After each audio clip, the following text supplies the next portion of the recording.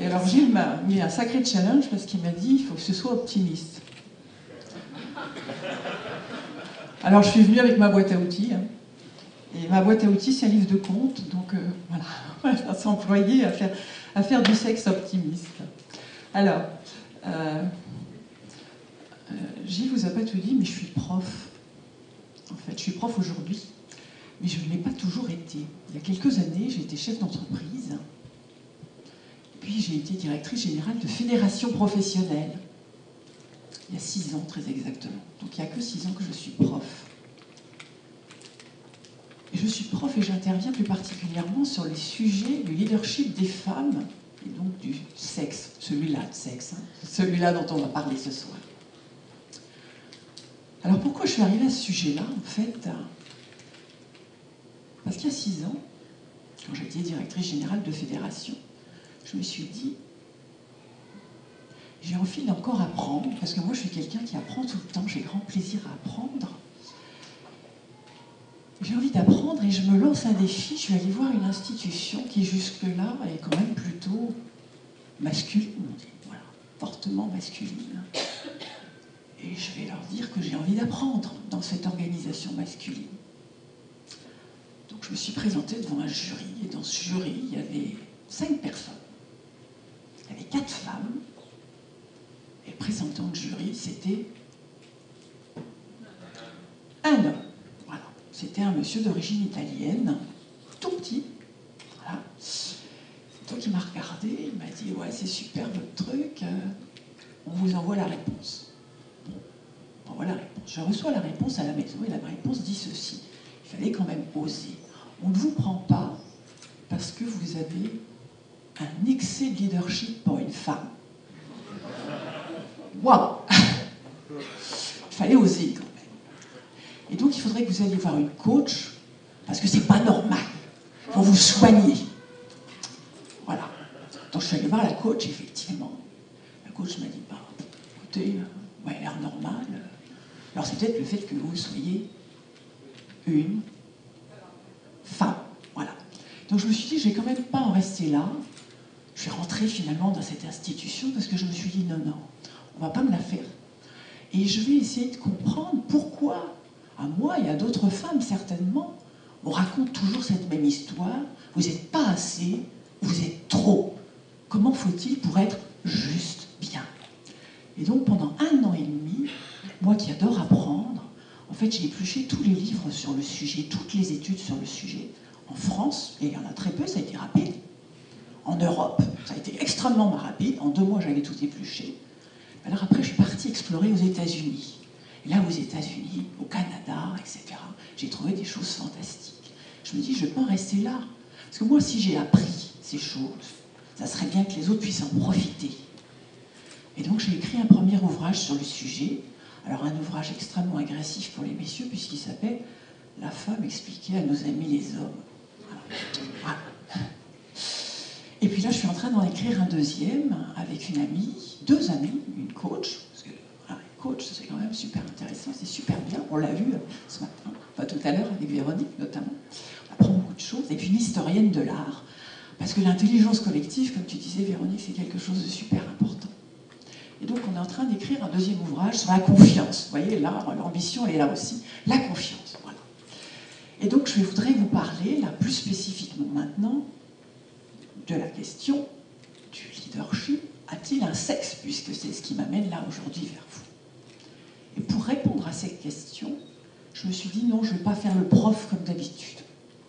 Je ne vais pas prendre ma feuille et la lire, parce que les profs c'est ça. Puis en général on voit, le public, ça facilite. Là vous êtes dans le noir, donc je vais pouvoir me lâcher un peu. Je vais faire différent d'habitude. Je vais retirer ma peau de prof. Je retire ma peau de prof, et puis je vais me lâcher un peu. En fait, je vais aller explorer un peu le sujet un petit peu plus loin, parce que quand j'ai cherché, en fait, je suis allée explorer très loin, je suis remontée 2650 ans avant Jésus-Christ pour vraiment comprendre ce qui s'était passé et pourquoi on en était arrivé là aujourd'hui. Donc, si vous le voulez bien, on va prendre un tout petit bout de ce sujet ensemble, et on va explorer l'histoire du monde, tout au moins ce qui se raconte, et essayer de comprendre pourquoi aujourd'hui on se pose encore ce genre de questions. Donc c'est parti, je ne fais pas un cours magistral, mais je vous fais un cours de magie. Alors c'est parti. Le leadership a-t-il un sexe? Le leadership a-t-il un sexe? Le leadership a-t-il un sexe? Ma grand-mère me disait, quand tu ne sais pas répondre à une question, écoute ta petite voix intérieure. Et là, ma petite voix intérieure, elle me dit quelque chose de totalement surprenant. Elle me dit que ce n'est pas la réponse à la question que tu dois trouver, mais pourquoi nous en sommes arrivés là, à nous poser cette question. La deuxième étape, me dit-elle, pour arriver à solutionner ta question, ce serait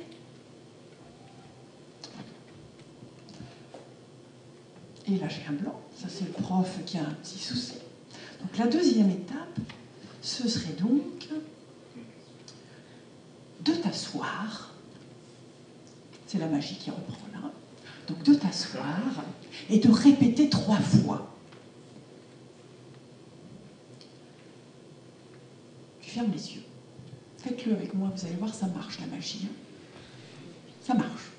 Enfin, parfois. L'esprit cherche, mais c'est le cœur qui trouve. L'esprit cherche, mais c'est le cœur qui trouve. L'esprit cherche, mais c'est le cœur qui trouve.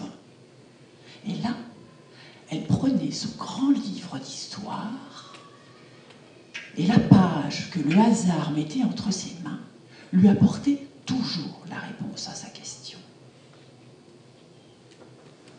Il était une fois, dans un pays lointain, il y a très très longtemps, une jeune princesse aux cheveux d'or que son père admirait, tant sa beauté et sa joie irradiaient autour d'elle.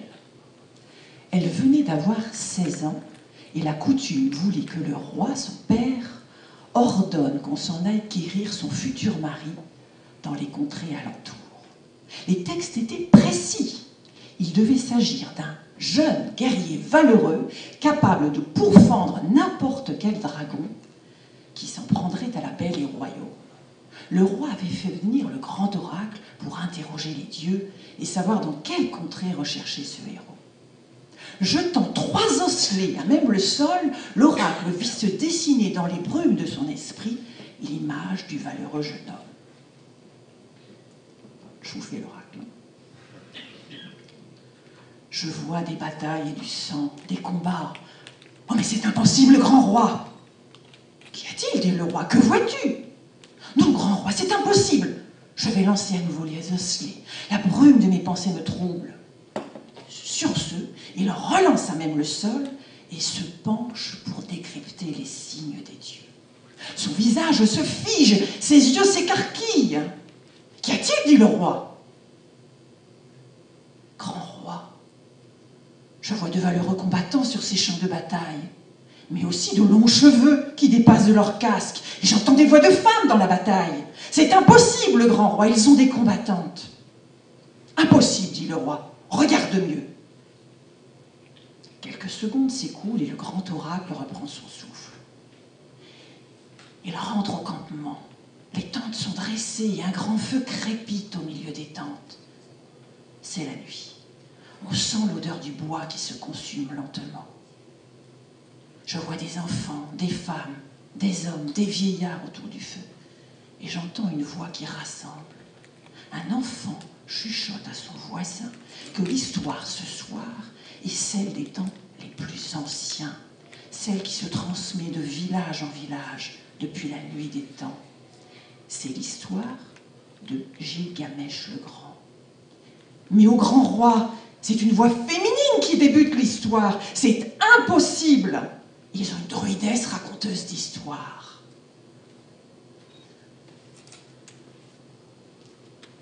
Et là, ma grand-mère me racontait toujours son premier message avec un sourire complice. Tu sais, ma petite fille, me disait-elle, même si tes livres d'école ont fait disparaître les combattantes et les druidesses, elles ont toujours existé. Les femmes ont toujours été des actrices majeures de l'histoire de l'humanité. Reines, princesses, combattantes, écrivains, aventurières, partout dans le monde.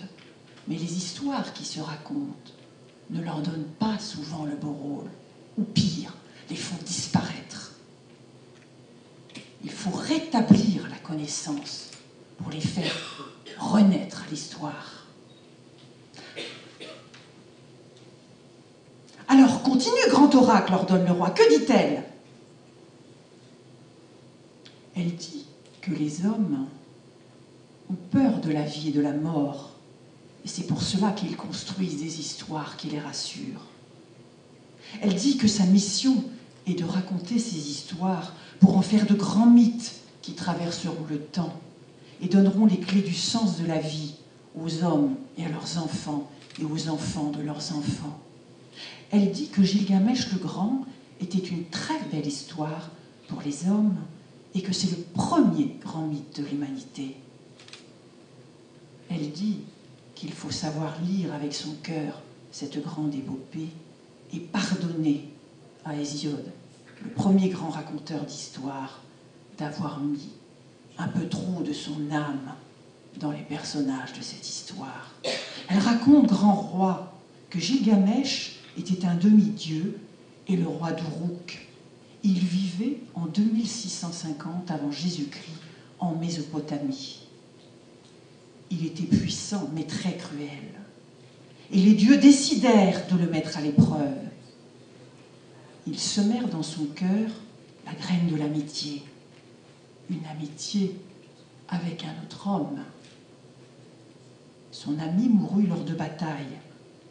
Il prit alors conscience que sa cruauté le séparait des autres hommes et que la voie de la sagesse et du respect de son peuple était l'unique issue. Elle dit qu'Hésiode, le premier grand raconteur d'histoire, eut la révélation de cette épopée un soir, alors qu'il arpentait la colline près de la rivière aux eaux secrets. Un dieu lui apparut et lui demanda de bâtir cette histoire et de la raconter aux hommes sur terre pour les apaiser de leur plus grande peur.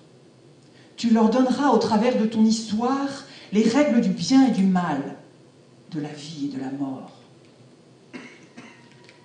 Pensif en chemin, sur le retour vers sa cabane, il croisa la belle Pandora, dont il était follement épris. Pandora était désirée par tous les hommes du village, tant sa beauté rayonnait. Elle ne lui adressa aucun regard, lui qui connaissait pourtant l'histoire, mais son aura le troublait. « Séductrice !» pensa-t-il. Et il poursuivit son chemin. Il rentra chez lui dans la cabane qu'il partageait avec sa mère. Elle, la mère bienveillante. Il aimait beaucoup sa mère, conseillère discrète. Hésiode construisit donc l'histoire que lui avait demandé Dieu. Il bâtit le premier grand mythe fondateur de l'humanité, l'histoire de Gilgamesh, roi d'Uruk. Il était question d'amitié, de vie, de mort, et de femmes séductrices et de conseillères de l'ombre. Puis il raconta et raconta encore et encore à travers le pays. Les grands raconteurs d'histoire qui apparaissaient un peu partout dans le pays poursuivirent son œuvre. Et le grand mythe irrigua toute l'humanité. D'abord le Proche-Orient, puis l'Occident, et fut la source de toutes les grandes religions.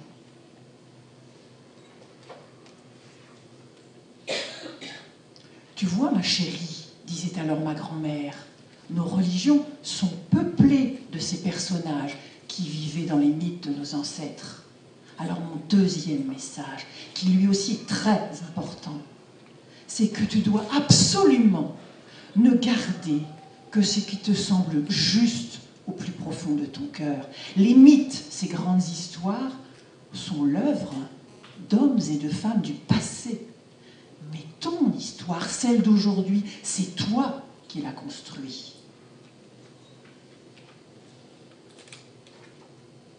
le grand oracle se tut, troublé par les propos de la druidesse.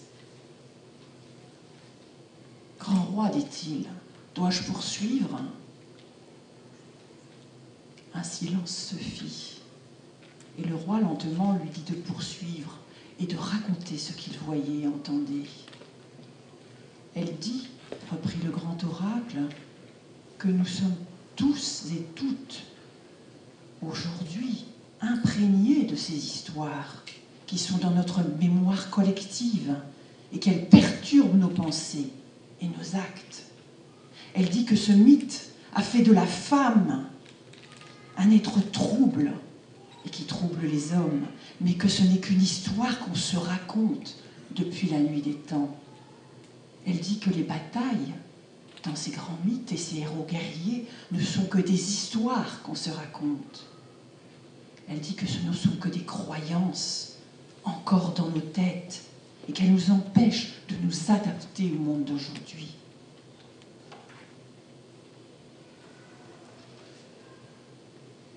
Grand-mère me disait alors de prêter attention aux grands films, ce que j'aimais et qui me transportait. La guerre des étoiles, par exemple, disait-elle, est le grand mythe du bien luttant contre le mal.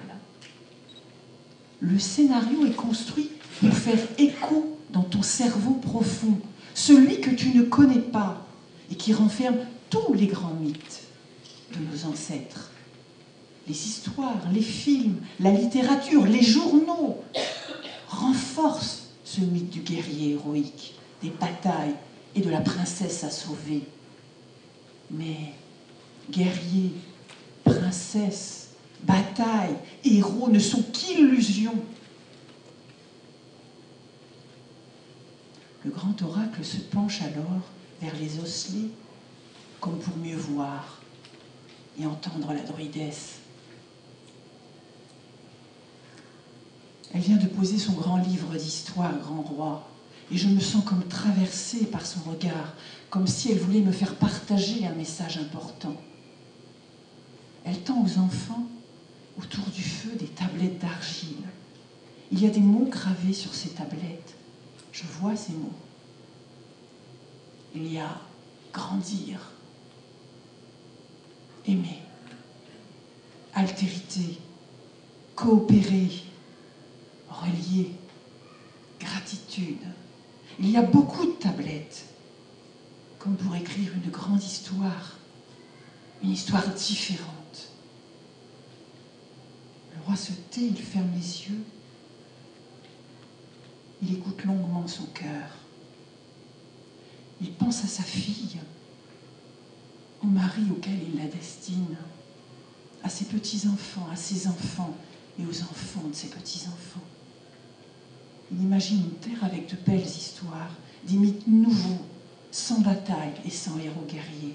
Un grand mythe optimiste qui inspire l'amour et le respect de l'autre, hommes et femmes, dans leur humanité et dans leur différence.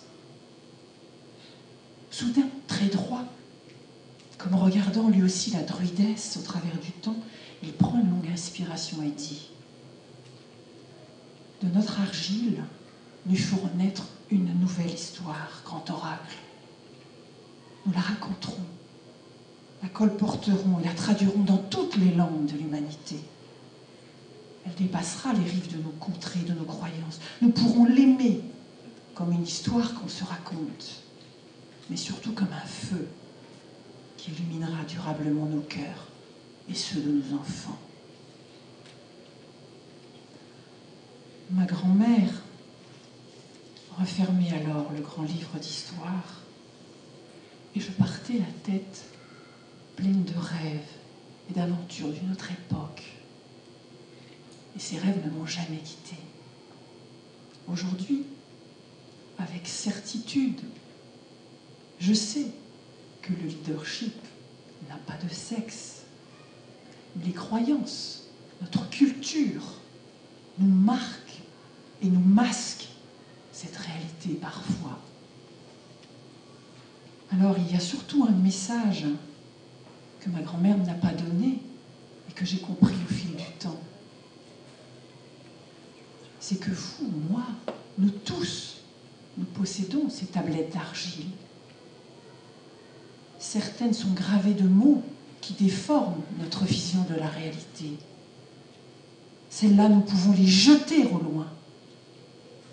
Mais il y a celles aussi qui sont vierges de tout mot. Et celles-là, c'est à nous de les écrire. Merci.